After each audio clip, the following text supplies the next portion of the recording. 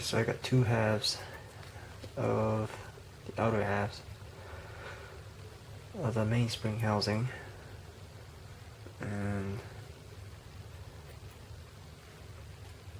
what I'm going to do right now is I'm going to go ahead and glue on the guide rails, and these are all pre-measured parts that I've already made. Okay.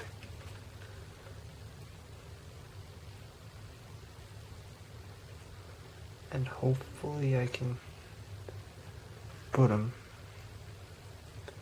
between the line and not mess up.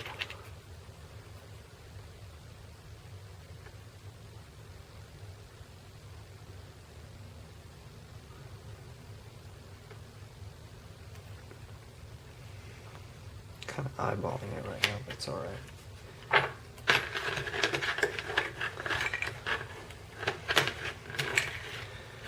Okay. Okay. Trim the excess.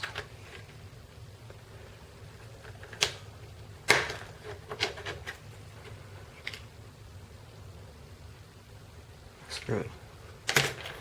Now do the other side. Make sure I don't glue it on the wrong side. So it's this side.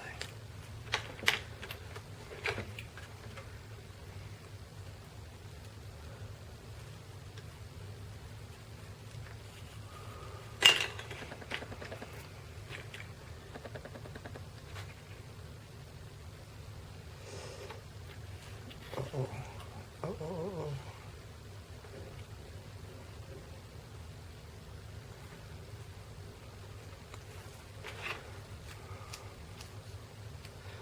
Let me see.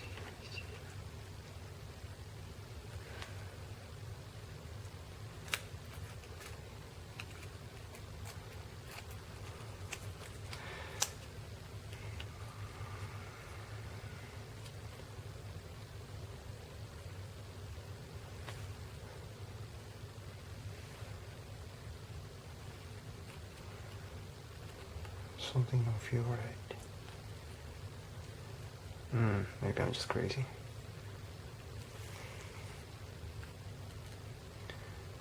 No, it's alright. Okay. It's just tripping for a second.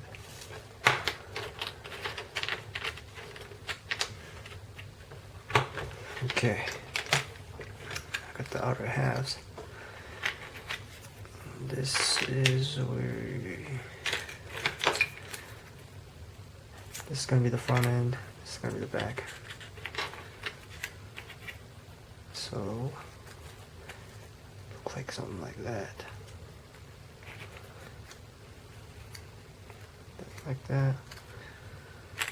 And for the actual spring housing, it's just a one big cylinder I made. And cut this face off. And that's going to be the front. And I don't know if I should glue it yet. I'm going to make sure it's centered. I think it'll be alright.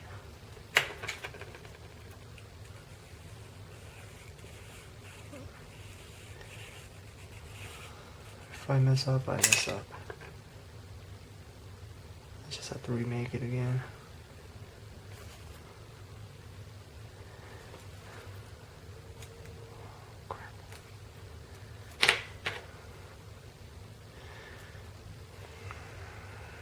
Okay, I think I got it.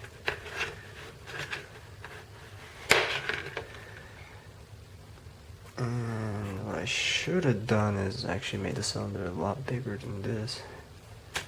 And just trim. Actually, you know, I could still do it. Trim it and then add layers around it to make it square. And then basically seal it off. Or I can just put like a filling, like the baking soda and the super glue or JB Weld or whatever epoxy like a putty basically, and use it as a filling and fill in the corners. But I think I'm gonna go with the squaring off method because I don't want to any air pockets, because this is one of the high stress points, I guess. So I'll get back when that's through. Okay, I got the side squared away now, and also made these spacers, basically, that would go between this thing and then the external, or the outer piece. And I'm gonna go ahead and glue the spacer, or the reinforcement, whatever you want to call it.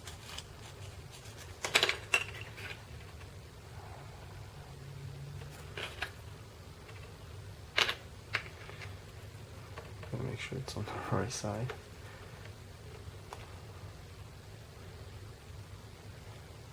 Okay.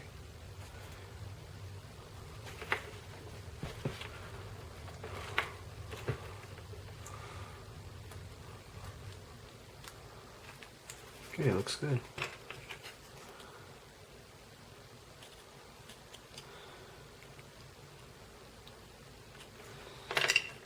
Same thing with the other side. And I'm using super glue for this part, because of like I said before, it's one of those high stress points. But the parts that take a lot of stress, so you want to make sure it can reinforce as much as you can. Okay, where is that drill bit? Make sure.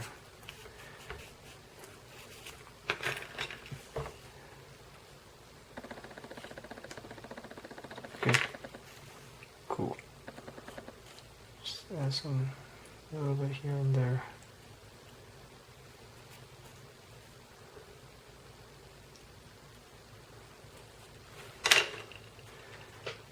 Okay, and I can actually go ahead and cut this off.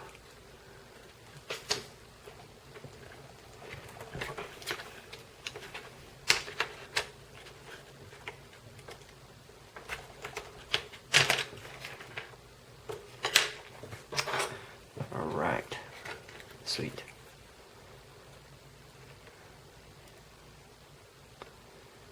Now, that's gonna go on like that.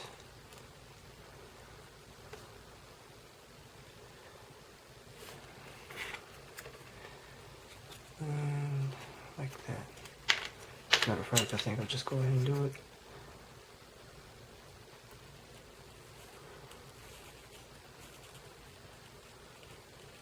I think I'll have to go buy some more super glue tomorrow. I think I have one full bottle, this one's almost empty.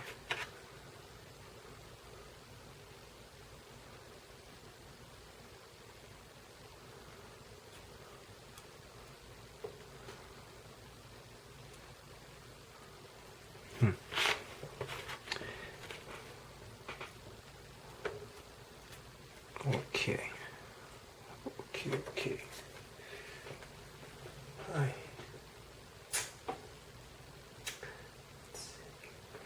This should be its back.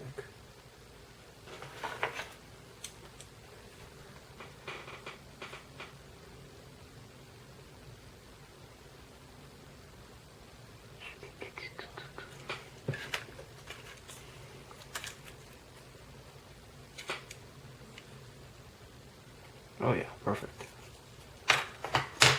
And like I said, most of these parts are pre-measured. And I think we're out. Yep.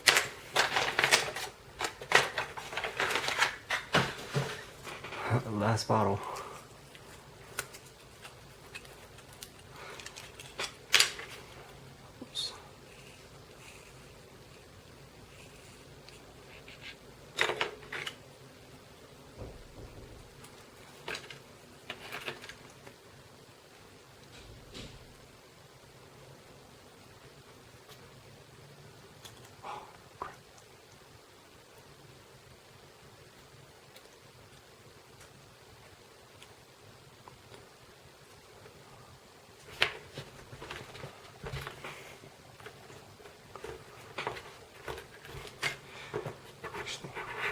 this, and then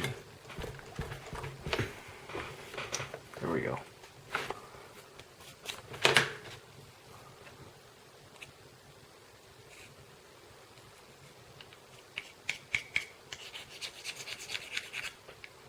Just a little bit of gap right there, but I'll just fill it up with the whatever I have.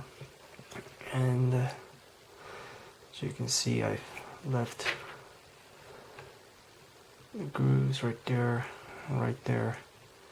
And now this is supposed to be flush all the way, and the rails are supposed to be cut at an angle. But the reason why I left that groove open is so that I can have a separate piece that will go in like so. And I'm gonna trim that here and then there and then angle it. And that's because when you especially for like these rails, because the paper is stacked this way, if you try to slide it into a slot, it's gonna basically want to tear off, or at least the upper layers will want to tear off over time. So what I'm doing is, by changing the direction of the way papers are stacked, this is more resistant to, if the pressure is coming from the side, the paper can resist it, whereas if it's coming from like this way, it's gonna want to tear off.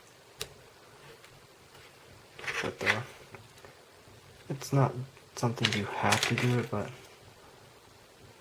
just don't want to, something you might want to consider, what I call the orientation of paper. It's kind of weird, but like if you get used to it, it's something that just sticks to you. Okay, so I'm gonna cut two identical pieces out while I'm at it.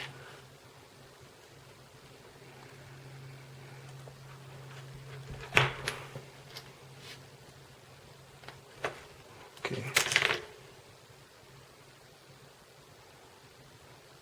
This is already wanting to tear apart as we speak. So I'm gonna apply super glue and then clamp it together.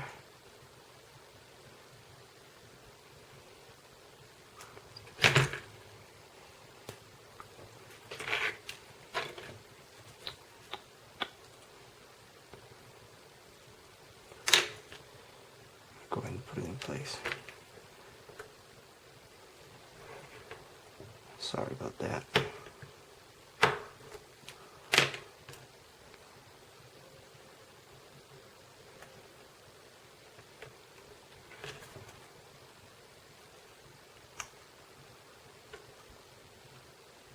Whoops. To widen it out a little bit more. That should be good. And the other option is to just use different material like super glue and baking soda or some sort of epoxy mix.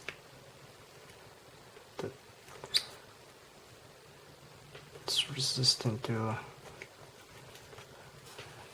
not really friction, but just constant contact between the two surfaces.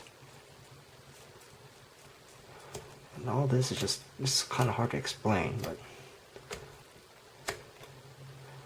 like a lot of these things it makes perfect sense in my head, but once you try to put it in words, it's kind of awkward, I guess.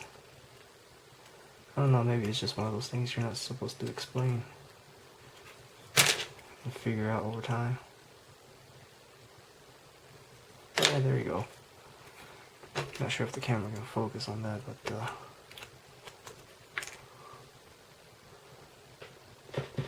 can't even see the lens screen.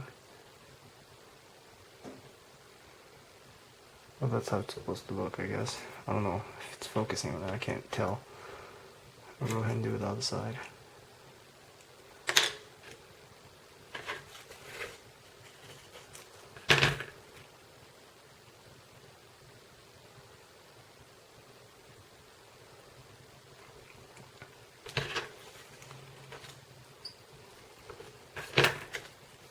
thing is, it takes twice as long when you have to explain everything. Usually I just bam, bam, bam, bam, do it. So this part will probably take me about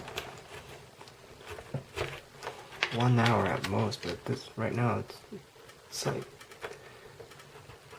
it's my second hour, so it takes like twice as long, almost, to have to explain and pre-stage everything.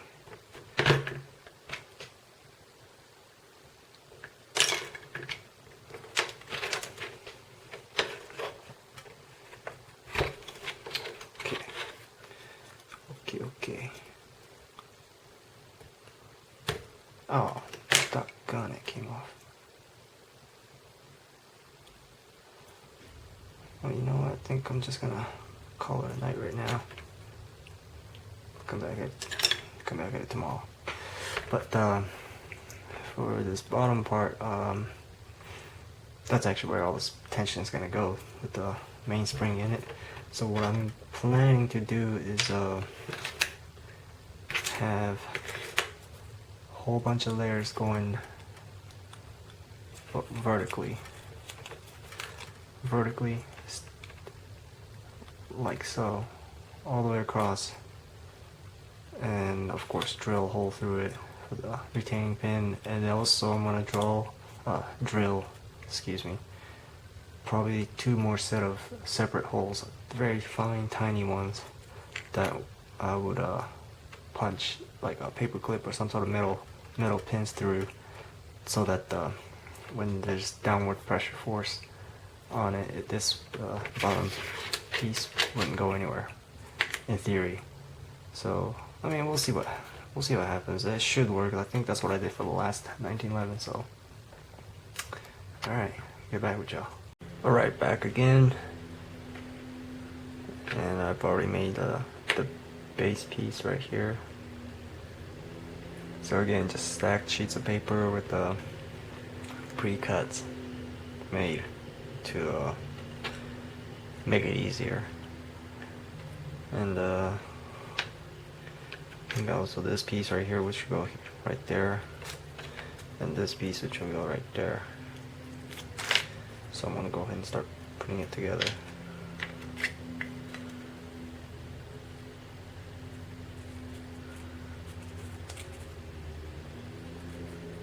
This magical stuff.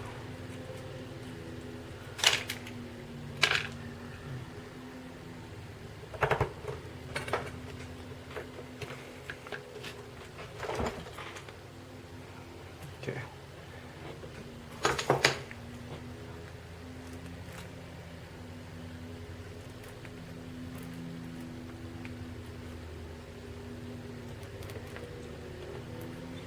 Okay.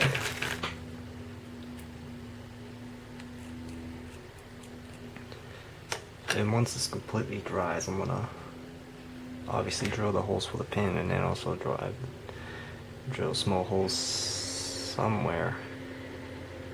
I think maybe right there and there, maybe here. I don't know, somewhere along that. And I'm gonna go ahead and do this right here.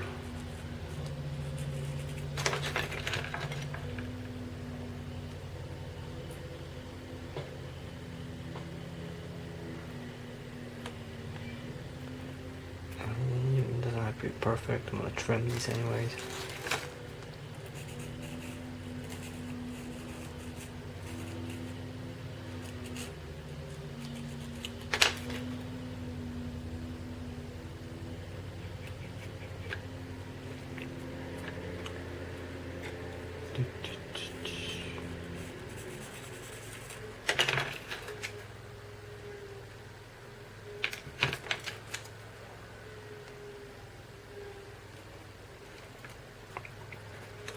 Okay, now just gotta trim away that excess.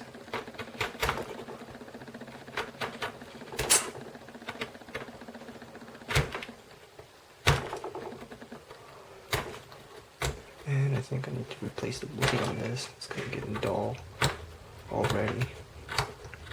Paper makes blades really dull fast, so it wears them out.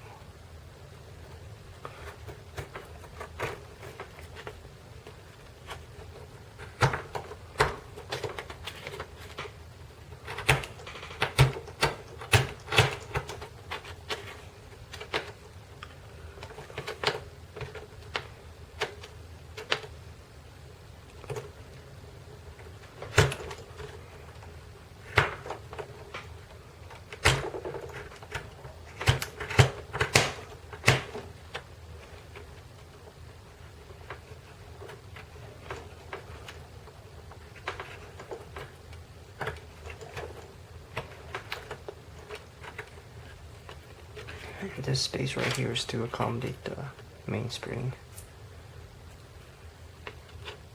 if you didn't know.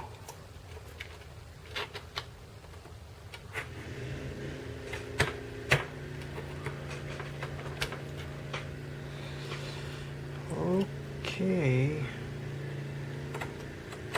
now I'm just gonna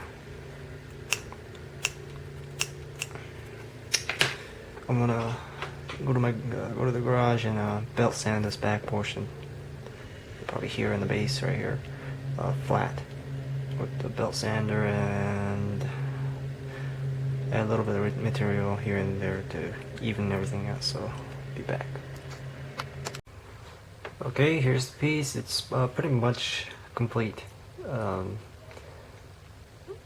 Same with all the other parts. Just gotta file away some edge and polish it up a little bit. I still need to take just a few thousandths of an inch off of each side to make sure it's in spec, and went ahead and drilled all the holes through, and that's looking nicely. Still gotta clean this hole up a little bit and make sure all the, basically deburr all the parts. And to do that, just after you drill it, you're gonna have some burr, and then you're gonna apply super glue and let that harden, and then you're gonna come back with a knife or the drill bit to carve it out, and then the burr would stay solid enough to where it won't keep tearing apart. And just gotta keep going at it till everything's smooth.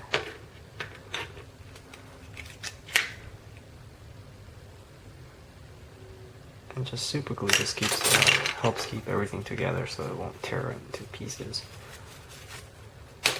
So that should be good. I'm gonna take this drill bit off. And so you have the hole for the mainspring and all the other components. And this will be like the main, you'll have a mainspring retainer pin. I probably use this. Yeah, it's perfect dimension. I don't know where this came from. It's probably some sort of... No, I'm not quite sure where I got this. But just a basic steel rod.